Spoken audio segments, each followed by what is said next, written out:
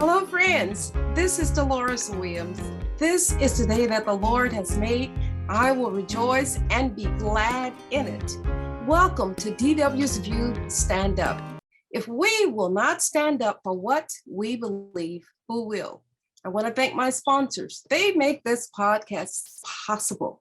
If you are a leader, professional, an entrepreneur who is feeling frustrated or anxious because you're not performing at the level that you know that you're capable of, then unlock your life today and get your complimentary strategy session with Coach Kim at unlockyourlifecoach.com. DW's View Stand Up is also sponsored by American Patriot Mike Lindell of MyPillow. Go to www.mypillow.com/stand up. Receive a free gift by using the promo code STAND UP and see all the wonderful products that are available. Again, promo code is STAND UP, and you also can call at 1-800-645-6436. And finally, go to my DWS View Patriot Shopping Club.com. You can switch from the big box retailers to a Patriot-owned business where you can shop for products that are better, safer, and less expensive than the stores, and you're saving 30 to 50% for products that are made right here in America. And to my audience, I want to thank you, each of you, for taking the time to watch or listen to my podcast. And I am blessed to introduce you to my special guest today, Mr. Alex Galicia. Let me tell you a little bit about Alex. Make sure I'm saying your last name right, Alex. That is perfectly. Okay. Anyway, Alex was born in Los Angeles, but grew up between LA and San Diego and Tijuana. He is running for the state senate in District 18. He is married. He co-owns a Chula Vista plumbing business. You may find Alex on Facebook and LinkedIn. Also find more information about his campaign on the Alejandra, ALEJANDRO, Galicia for State Senate 2022. We want to definitely promote him. He's a wonderful candidate, and we want to give him some support. Welcome, Alex, to DW's View Stand Up. How are you today? Fine, thank you. I really appreciate your invite. Amen. We're glad to have you here. But first, I want to congratulate you on being the first in your family to complete college and first to serve in the United States military. We are big on the military here on DW. We appreciate the military. We love America, and we appreciate our country. And first, we're going to have a wonderful conversation today. And first, I want to start out by asking you, Alex, now you're running for state senate in District 18. And I'll ask you, why are you running for this office? I've considered serving the community outside of my business. You know, I'm retired military, so I'm used to serving the country. Now, this is a different scenario. I was simply not happy with the representation I was being offered. And I can get into that a little bit more, but number one, I want to serve. Number two, I'm tired of my state being bashed. The suggestion from some people is move to Texas, move to Tennessee. Yeah. You know, I love my state, so I've decided to stay and fight and try to make a difference to make it better. Amen. Amen. Now, the person that you are running against, is this a new position that he's running for as well? Yes, he's actually serving as my city council member, District 2 in Chula Vista, Mr. Steve Padilla. He served quite a while. I mean, I would almost be able to call him a career politician, either elected or appointed positions, probably over 20 years. He has been Chula Vista mayor one term, but you know, he's locally quite well known. And honestly, I didn't see a lot of meat in the sandwich, so to speak, in what he offers me as a constituent. Yeah, well, I'm familiar with Mr. Padilla and some of the things that he's brought to Chula Vista that were not flattering and certainly not good for children.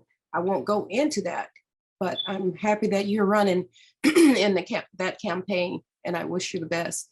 Now, I know you just told us who you're running against. Now, what would set you apart from your opponent, and how you would serve in this position, and how you would serve your community? What do you think? What would set you apart? Because we kind of know just from his previous where he's serving now and the things that he's done, we kind of have an idea of what his platform would be. What would be your platform? How would you be different from him? I'll be different because I'm going to be serving the whole community. I mean, Mr. Padilla seems to be on track to serve one or two constituencies, and that's about it. I have a much broader range of experiences. I've worked in the Fortune 500 environment. I've been running my own business for over 16 years now. And of course, I served in the military, two different branches in both peace and wartime environments. I think that brought together, and my desire to focus on a number of issues that are hindering our state. I would be more of a doer than just a party man, which I believe my opponent is. Amen. Well, I thank God for your experience, and I know and I pray that you're elected, because the experiences that you have will serve California in a wonderful way. Now, and I know that you're concerned about the government mandates and restrictions, and that you would like to see reined in. And how would you go about reining in some of these government restrictions? Well, there's so many. It's hard. Yeah, I know one person can't do it, but working with a team of people working together, you can still offer so many wonderful solutions. Well, I'll give you a couple examples. One is probably more microscopic. Some of the silliness that we have to go through as a contractor. If I'm going to bid on work for the state of California, among other things, I have to submit a form. I mean, granted, it's only a form, but it adds up. Which is, I describe it as George Clooney's pet project. I have to assure the government that I'm conducting no business in Darfur, which is in southern Sudan. It's an area that's been in civil war and things like that. And our Hollywood elite is taking that as their pet project. And as such, here's a plumbing contractor. I barely serve outside of San Diego County. In fact, I really don't. I'm just San Diego. And I have to assure the government that I'm not serving in a remote region of Africa. I mean, that's just silly right there. I don't think pet projects should have any place in the world of government contracting. Another one is actually a more recent addition, which was literally written by a union, AB 5, Assembly Bill number 5, introduced and passed a couple years ago, and it was championed by a local assembly member at the time, Lorena Gonzalez.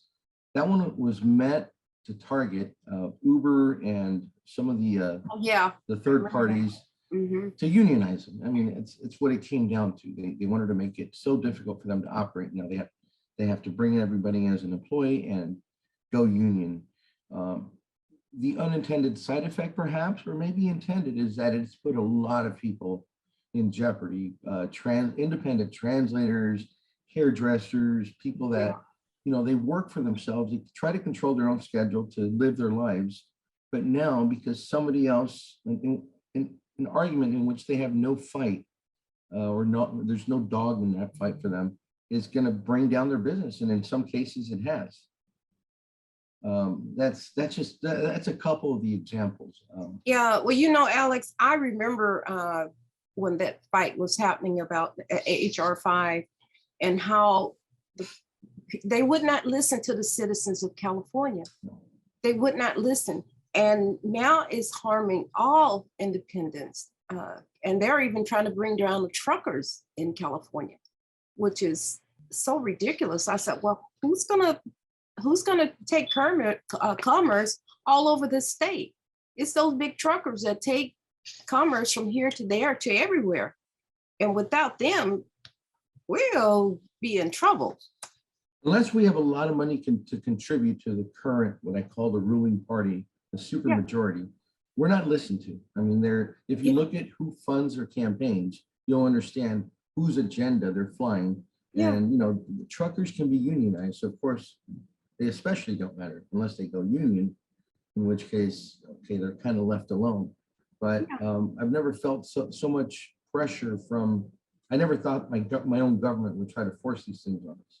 Yeah, well, yeah, that's true. And unfortunately, it's happening all across the country.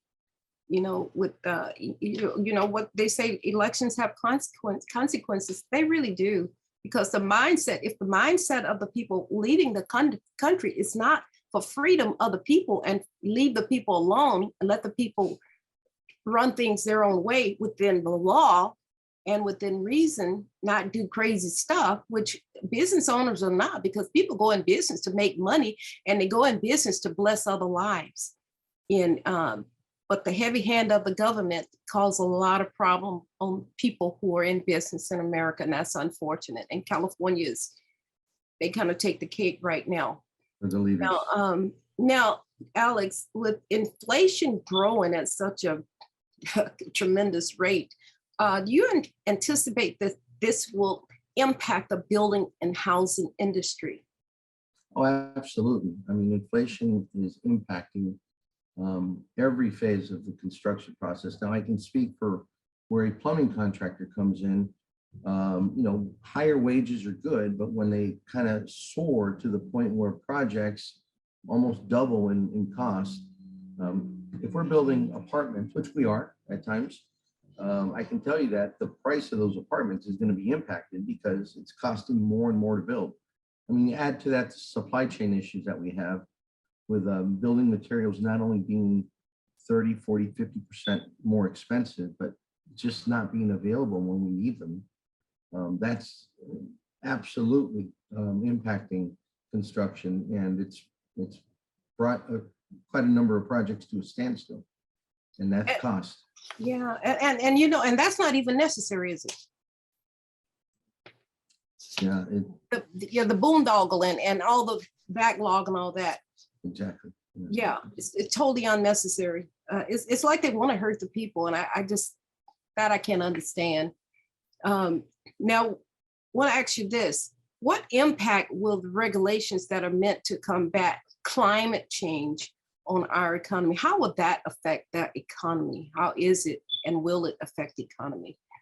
Well, we've been feeling that for years. I mean, we have a number of California-specific regulations that, I'll give you an example, just in the price of a water heater, the regulations to be able to install a water heater in California add about a good 40 to 50% to the cost of just the materials. And then when you have to factor in the trouble that we have to go through to additional code requirements and things like that, a water heater here in California, just a standard 40-gallon, $2,000 to $3,000. Any other state would be about maybe 40% less. I mean, Wow.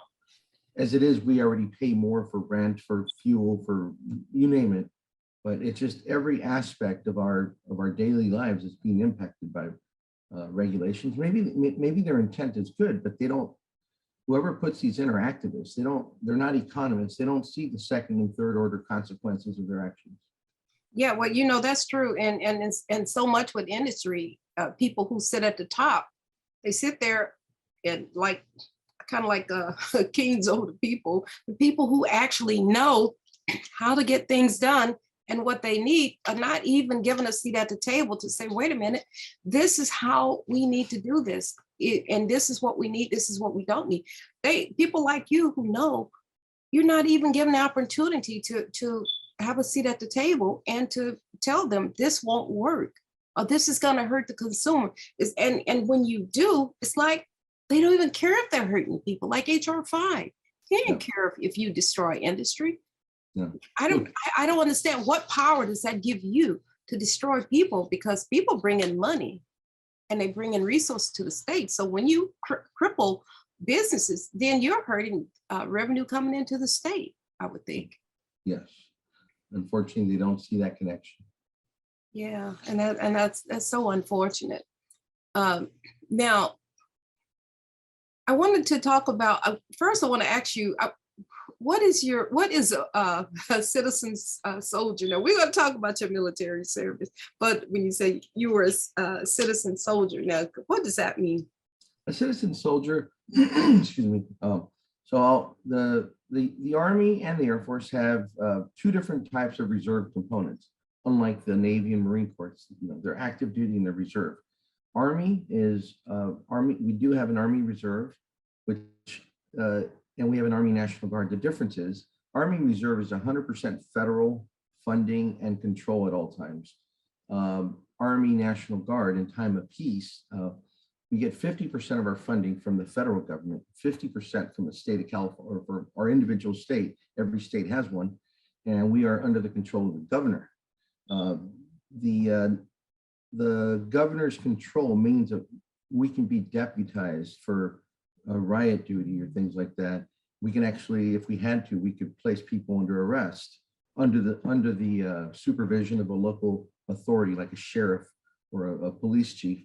And that dates back to the Reconstruction era, where, you know, the Posse Comitatus Act, where during that time, there were federal troops arresting private citizens. They didn't want that, so they realized they needed to have some ability to quell massive insurrections or riots, but they wanted to limit it. So this is how they've done it. So National Guard members, even though we fall under all the regulations, everything is identical with the Army. We are called citizen soldiers because about 90% of us are part-time soldiers. We're the oldest service. It was established in the Massachusetts Plymouth colony back in 1636. And it just enables people to live their lives, whether they were farmers or brewers or what have you. But if something came up, whether it was an Indian attack or a foreign attack, they could quickly arm themselves through local militias and defend the country or defend their state. But yes, citizen soldiers is a long tradition. Amen. Amen. What a blessing. What a blessing. Now, I want to ask you this, because I have a concern about it, but are you concerned about young people going into the military today? Yeah, you know, I actually keep up with the recruiting trends, and I see the Army has just simply decided to shrink because of the pool of eligible candidates. You know, there's always been a higher standard because not only do you have to meet the certain academic requirements, you have to meet physical requirements, some of which may be within somebody's control, like weight. Others may not be, like they have a birth defect or something even minor that the military just won't accept because you're expected to be able to function in remote environments with minimal medical supervision. From what I understand, when I went through high school back in the 80s, about 30 to 40% of us who graduated were expected to be able to meet military standards. So that was your recruiting pool. Now it's gone down about half.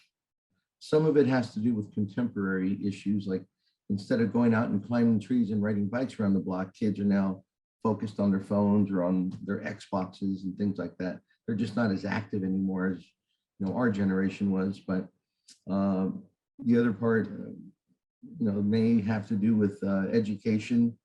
The schools are just not what they were before. Well, yeah. I think so much of it has to do with education, and we know that what's being taught to children today is not totally inappropriate. I talk about it all the time, and I'm not going to shy away from it because parents need to be in control of what's happening, at least know what is happening and what the schools are teaching. And there's a horrible bill. I think it's SB 107 that's on the block for people to be aware of all these things that are happening in the public schools and even in the private schools.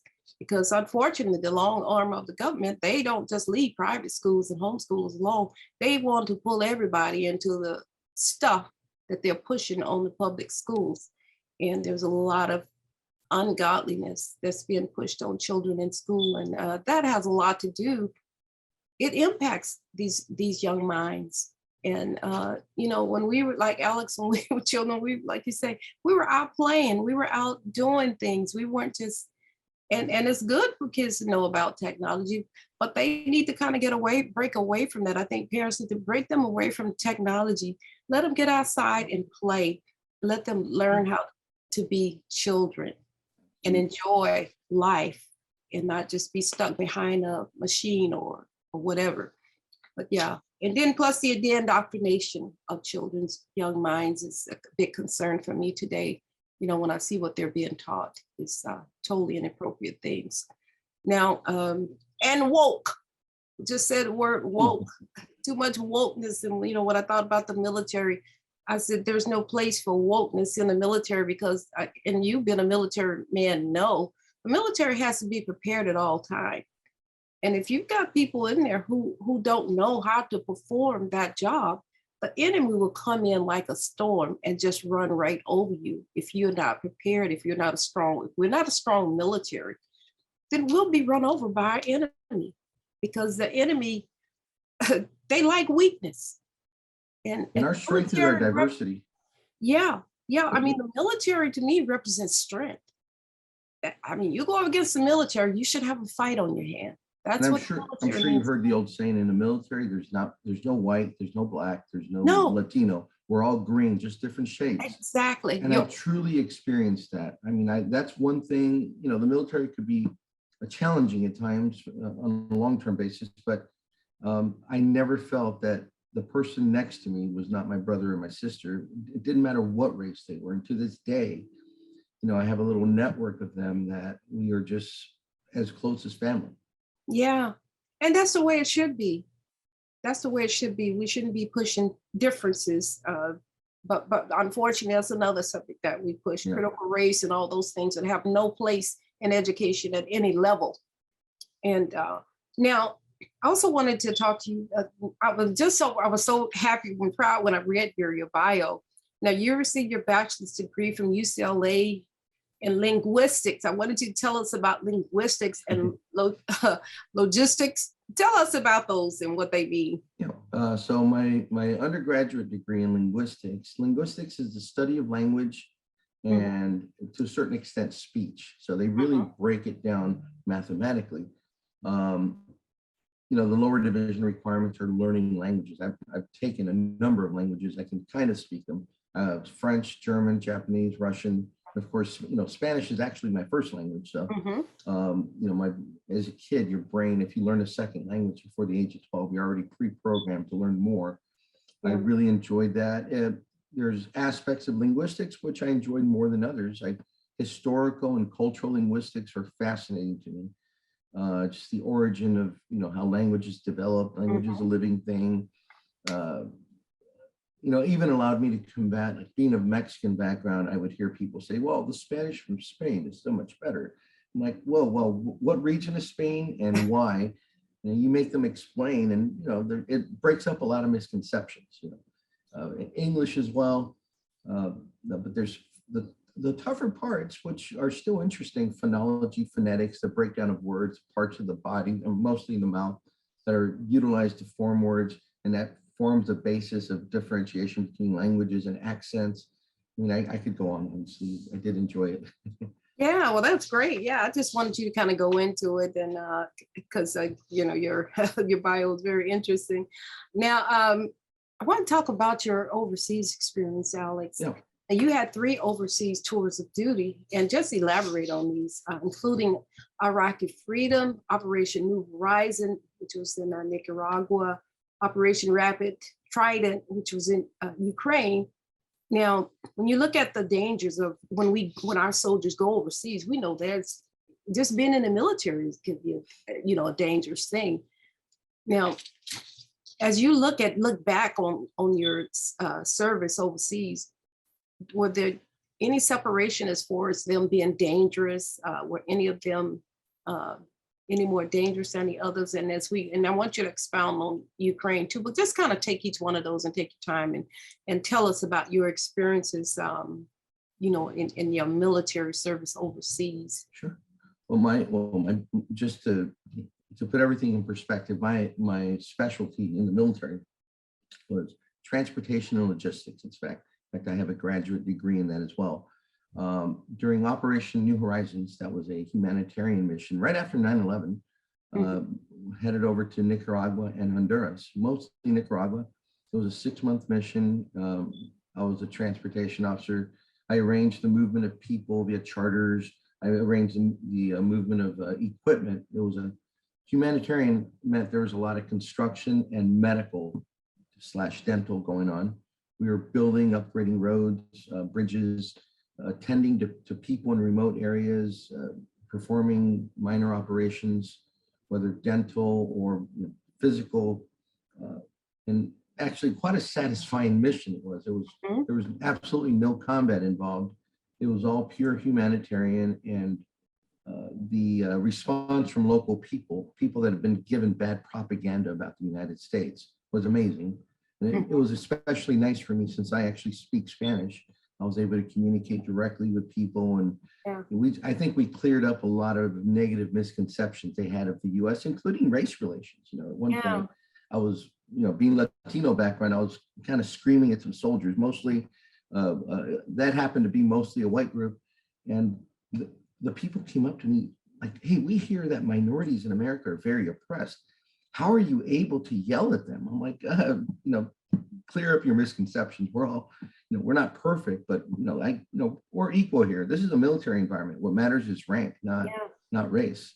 And they were shocked. I mean, they were pleasantly shocked. They're like, "Wow, we didn't believe," because they've been fed a lot of lines from the Sandinistas and from the Cubans and even the Soviets back in the day. So we were there to break misconceptions, and I think that was the true mission, to represent our country well, and I think we did. Now the other mission to the Ukraine was more of a training mission. That was only a few weeks. I was part of a group that was sent to. We conducted what they call a warfighter exercise, which is a command post simulation exercise for war.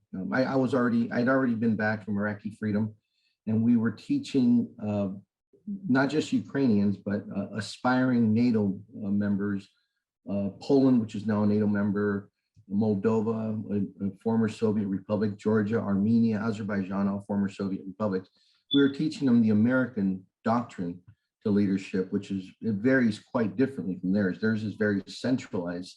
Officers make all the decisions. Ours is decentralized. Officers play a role, but our military is led by non-commissioned officers in general, the day-to-day operations. And it was hard for them to fathom because they don't really have a non-commissioned officer corps like we do. And also cleared up a lot of misconceptions about what we thought about each other. There were some funny moments.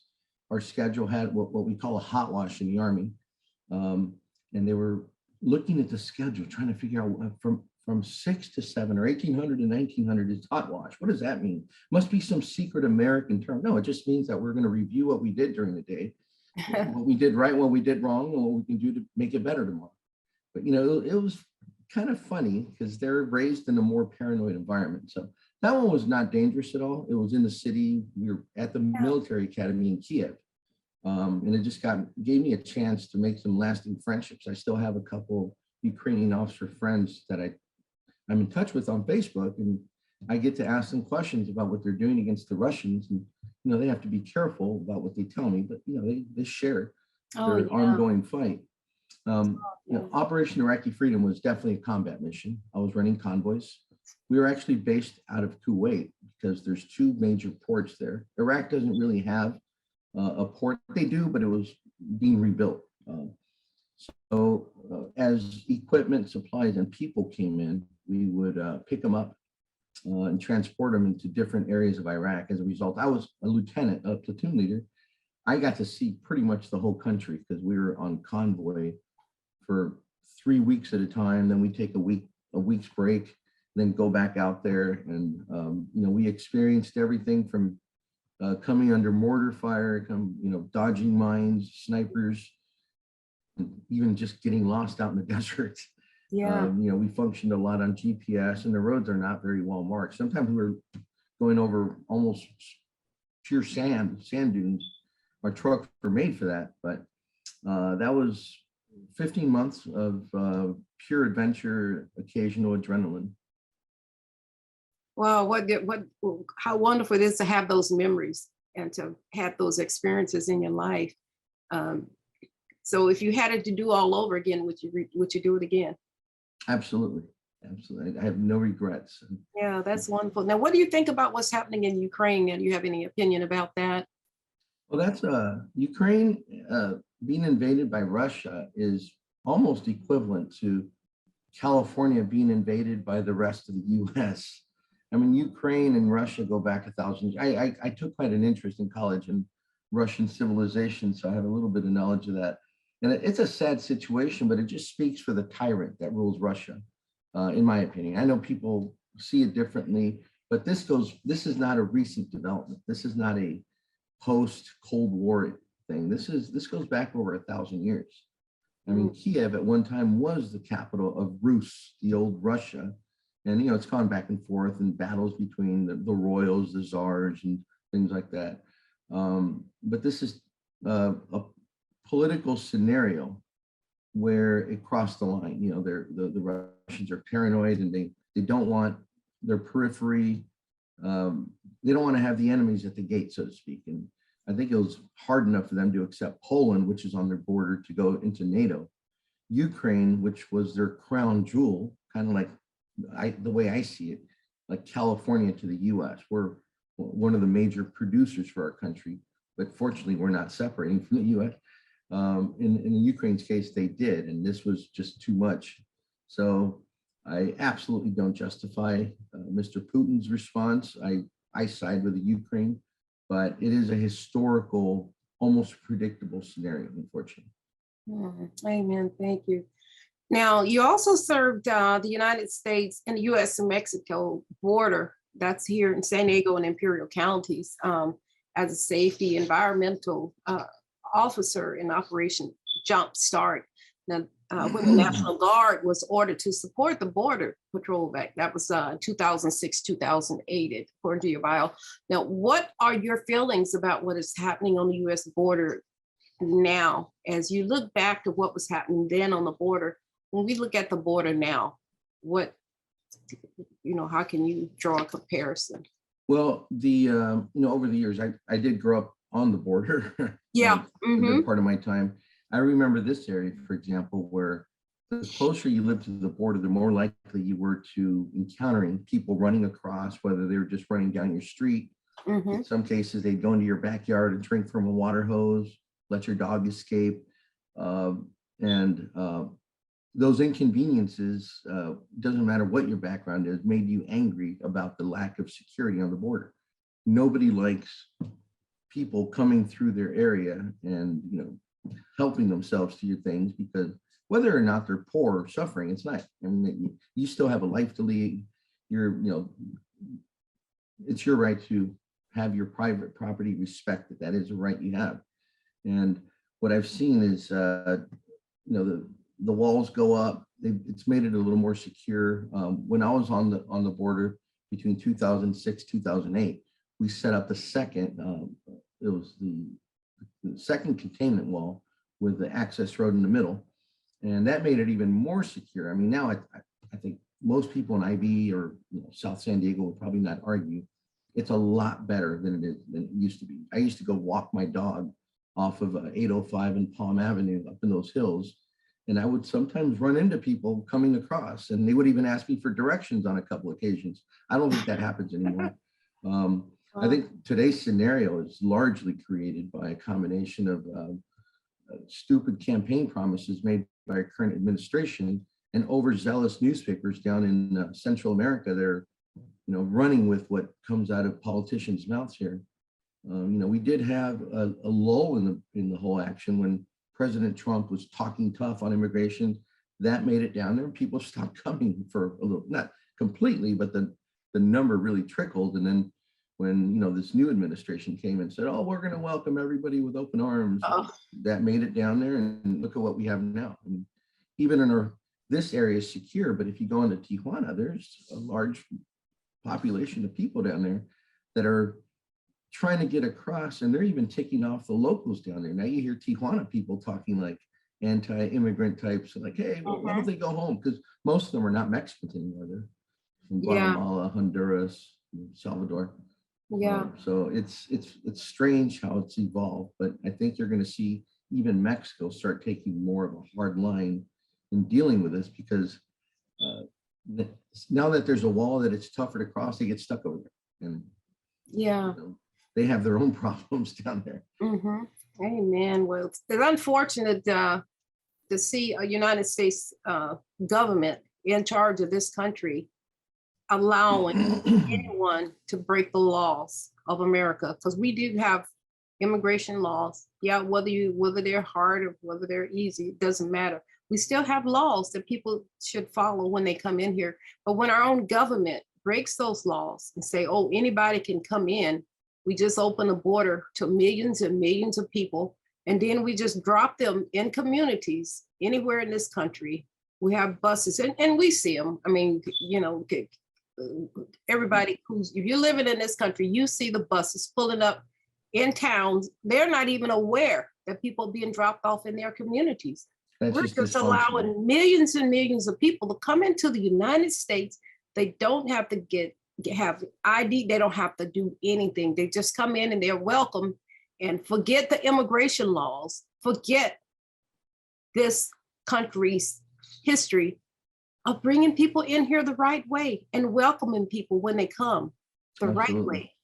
And and that's it. That's just, for me, it's just evil. I just said it's just evil. It's not good for anybody. Do that. It's not good for the people. Alex, I think about the young girls and boys who are sent here. Some of them little children by themselves. Yeah. The horrors of rape and horrors of atrocities that happen to people, and some of them think that they're escaping their country, and sometimes they get into something worse than what they're running from, thinking they're coming, gonna come here to this land of milk and honey, and then you find out the route getting here is not so easy. Going through Mexico is rough for them. That's probably the worst part. That's the worst part. Yeah. They get robbed, beaten, raped, unfortunately. Yeah. And I blame our government. We put people in danger because we want to have power. We want to have control. The more people we have coming in, the more voters we have, whatever stupid reason they have for opening up the border of the United States, bringing millions of people in so that you can get permanent voters. I don't know. Is that it? You want permanent voters? You want permanent power? I don't understand. It's worked so far, so why are they going to deviate? So we're just bringing a bunch of people, and it doesn't matter if they're citizens. We just bring them in and give everybody citizenship.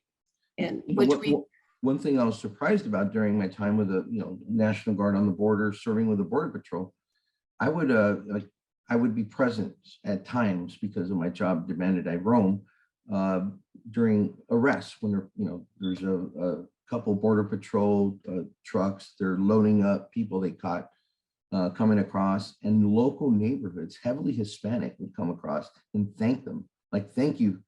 They're like, we're just tired of people running through our area. It's not about, them being Latinos or anything. Yeah. But we have a right to live in peace and quiet as well. And it's, they appreciate the efforts of the Border Patrol. And this is not what you would hear from some of the activist organizations. They want to get rid of ICE. They want to, defund the police and things like that. No, I don't think they're in touch with the local communities. I really don't. Well, if they had to live it, they'd have a different opinion about it. Yeah, but they all live in New York and Chicago and San Francisco. Yeah. Amen. Now, I want to jump down to our next discussion. Now, while you were in college and in civilian life, now you trained to be a student travel agent, and then you took that to your being a citizen doing that. How did you like that, and what got you into that area? It was I had worked a lot of college jobs, and it was a job that it was on the same floor where I had another job in operation. I would staff the campus movie theater and dances, and I saw it was called Associated Students of UCLA Travel. At the time, it was the largest student-run travel agency in the country, and I thought that would be a cool job. And when I interviewed, because I'd done a little bit of travel and because I spoke in more than one language, I was hired. I actually was able to make it aboard, and I think it just turned out that my enthusiasm, I think I'm very enthusiastic when I talk travel, made me a good salesperson. I wasn't even really trying to sell, but I would engage and chat with the people. I could give little tips on Europe here and there, and I started winning awards. I started winning, for a kid that grew up in the south of San Diego or East LA, I was going to Europe in first class because I won a ticket. It's in many cases visiting some of the international students that I met, selling tickets to them. So, I mean, that was kind of a life changer for me. It led to my first couple of jobs outside of college. Then I ended up in the airline industry, which was a direct result of having been a travel agent. I thought I like the airlines. Yeah. Amen. Amen. You have such a wide variety of experiences. Now, in your family plumbing business, is that something your parents started, your dad, or? It was actually my uncle, Okay. by marriage. Excuse me 1 second. I'm going to turn this phone off, or it's not going to stop ringing. Sorry about that. So my uncle, who was actually of Cuban background, he was a plumber in the Cuban army. And when Fidel Castro took over, because of his association with the previous regime's army, 3 days after Castro took over, he was going to be shot, executed. And so to make it quick, he had to hijack a plane with 2 other guys. They landed in Florida. They never made it back home to Cuba. Didn't see their mom. He didn't see his mom ever again. He saw his dad like in the 90s. But he came to Los Angeles, met my aunt, and he slowly taught the whole family how to be plumbers. Not the whole family, but a lot of them, including my big brother. And so he had this functional plumbing business. When I came back from Operation Iraqi Freedom, I'd taken so much military leave from United Airlines that I kind of thought, well, that they're required to give me my job back, but I'm no longer. I had been getting promoted about once a year, and I'm no longer on that fast track. So I thought about it. I looked at different options, and I'm like, I'm going to take over my family business since my uncle was passing on. My brother actually passed on early as well. And I, in analyzing it, I thought, well, they can't outsource plumbing to India. And I don't really see, even in a recession, it's somewhat of a safe profession. So I've been running the business. I'm not I don't go out and plumb per se, but I did grow up in it. And so thankfully, since 2006, I got off of active duty in 2008. So for 2 years, I brought in a business partner who's just retiring now. So, we've been surviving, the downturns and COVID and all that. And somehow we've made it here, and it's given us a good life. We're not the biggest plumber in San Diego, but we have a good little team, and we provide our community services and jobs, which I'm proud of. Amen. Amen. What a blessing. What's the name of your company? BPI Plumbing. Okay. It used to be called Benny Plumbing in South Bay, but we turned it to Benny Plumbing Incorporated. Amen. Amen. Well, what a blessing for the community to have your family business there. And then you have that Cuban connection. And having your family a part of Cuba when Castro took over, another dictator. And that has definitely impacted me because, my uncle, till the day he died, even though he did not seek to come to the United States. He was very happy in Cuba. And, he prayed every day that, Castro would fall. Unfortunately, it never happened in his lifetime. But he turned what could have been anger into love for this country. He said, this country has given me sanctuary that not only saved his life, but it allowed him to rebuild a new life. He looked at his options. He's like, this wouldn't have happened to me anywhere else. He would have gone to Spain or Cuba, to Mexico. I'm sure there's some opportunity there, but what he was able to achieve, he arrived with basically the clothes on his back. And, he worked at gas stations as a dishwasher, bought his tools again, and, eventually was able to restart his company. There's investments you have to make to be a plumber, heavily in tools and things like that. When he was able to restart that, he regained control of his life, and, he lived a good life. Alex, that's what's so unique and so wonderful about America. And so many Americans don't appreciate this country. You're right. And they don't realize how unique America is. And they don't realize the threats to this country from within. We have more destruction from our own government from within, being destroyed from within. I'm sure the enemies, China and Russia and all those other enemies of this country, look at us. They look at us and laugh and say, look at these people shooting themselves in the head. right from the top. So thanks to the military time I spent and to my airline time as well, I've been to 60 countries. And I'll tell you, every single time I've come back, I come back a little bit more patriotic. Even going to so-called first world countries, I'm like, okay, I enjoy the differences in the culture and all that. But there comes a point where you're like, I just need to get back home. Yeah. This is home. This is, amen. things make sense here. I feel free here. No place like America. Absolutely. Why we love this country. Now, I want to ask you, as we look at your military, now how effective in your ministry, rather, when you look at your ministry, Alex, you serve disabled veterans and help them to transition to civilian life. How is that working? Are you still working with disabled veterans? And it's so satisfying, yeah. And that comes down to where, the way I see a veteran is somebody who, it was a choice. I was born Latino. I was not born a veteran. I had to earn that status. So I connect with people that had to earn it as well, regardless of the race or color, creed, orientation. I remember even I had kind of an advantage because I already had a business, a family business waiting for me to take over, but it was still scary. When you've been in the military for a long time, military life, you face many dangers, but day-to-day challenges are more limited because you're provided, you're on a base, self-contained environment. If you're junior enlisted, you're provided with everything, living quarters, your daily meals. You can choose to eat outside off base, but if you don't, everything's there. Coming out where, everybody follows rules in the military. Then suddenly you're out in the civilian world. Suddenly, rules that you think people should follow are not respected. In fact, some go contrary to them. You just feel lost and out of place. And you just need somebody who understands what you're going through it's not a handout, it's a hand up. Yes. So, I obviously being in the construction industry, I meet a lot of fellow vets that are going into construction, whether it's general contractors, electricians.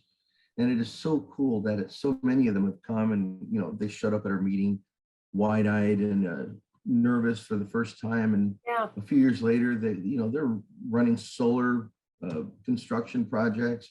They're running, their biggest worry before was how to make it through the day. Now they're running 10, 20 truck operations. Now, obviously the ones that stay in San Diego are the ones I'm able to be in touch with the most. But, okay. And we keep doing that via the U.S. Veteran Business Alliance. That is wonderful, man. I'm also, we're going to wrap it up, but I just want to say that I'm so happy that you're working, and I don't know if you're still working with the local schools and training young people in skills and trades that for at-risk students, because we always push. There are other ways, and we need to be teaching young people in school the trades and all the other ways that they can make a living in their lives. So I'm glad to see you touch on that as well. Yeah, we actually have we're connected to 2 local programs because we try to raise our own talent. Right now, skilled plumbers are hard to come by. I would say about half of the people in my company are we met through the U.S. Department of Labor's Job Corps program, which is in Imperial Beach. Yeah. Take high-risk individuals, 18 to 25, provide them with room and housing and training for a couple of years. And I've gotten a number of plumbers from there. And also we try to go to local high schools. I have a connection with Castle Park High School, even though it was a rival high school when I was a kid. There's an instructor there that runs an industrial arts program, Cesar Gamez. I can't say enough good things about him. He really cares about his students. And when he identifies one that may be interested in the plumbing industry, he always refers me. And sometimes he allows me to come in to give them a rundown on, because I think I can speak for the trades versus college because I've done both. I'm like, well, here's the pros and cons of each. And, our school system is based entirely on sending, pretending to send everybody to college. And they don't. I mean, it's a very small percentage. Yeah. They should also focus on vocational trades. And have electricians, have plumbers, have carpenters come out of there. And at age 18, they can start a real apprenticeship program that, that leaves them with no student debt, and quite the contrary, a pretty good paying job that'll give them a lifetime career. Amen. It's so true. Now, Alex, we're going to wrap it up, but I want you to end with telling us how people can support you in your campaign, and just tell us again what you're running for. We want your name to get out there, and thank you for taking a stand for this country, for our veterans, for our children, students. Thank you for taking a stand. But I want you to promote your campaign, and then we're going to close it off. Thank you. Well, I am trying to run a people's campaign. I'm not really going out and asking for money. When I'm trying to follow the formula of a truck driver from New Jersey who, with $150 and a few online accounts, almost beat an incumbent. He came like 1 percentage point away. I have a LinkedIn and a Facebook page, and it's Alejandro Galicia for State Senate. Alejandro Galicia for State Senate. You can find me on Facebook and there is Alex Galicia. And if you go to my personal page, you should be able to find a link there to Alejandro Galicia for State Senate 22. Please like me, please share me with your acquaintances, especially those in the district, which is pretty much South Bay, south of the 54. It goes all the way out to the Imperial Valley, up to Needles too, but the heavily populated area is south of the Highway 54 for the most part. Okay. Okay, great. Spread the word. Okay, wonderful. Yeah, we want to definitely spread the word about Mr. Alex Galicia. Thank you, thank you, thank you again. Your love for our country, our veterans, our children. Thank you. And to each of you, my audience, I want to thank you for watching and listening to DW's View Stand Up. And if you have a message that you would like to share, or if you'd like to sponsor DW's View Stand Up, you can contact me at DW's View standup@gmail.com. Now, remember to subscribe to my podcast and to get the latest recording. Share this message with your friends and on social media. Be sure to join us again next week. We'll have another guest, and also we will have a different speaker that you'll get to hear from Alex. Now, your challenge, my challenge for you, dear friends, each week, as you know, every one of you, I have a challenge. Stand up. Because if we do not stand up for what we believe,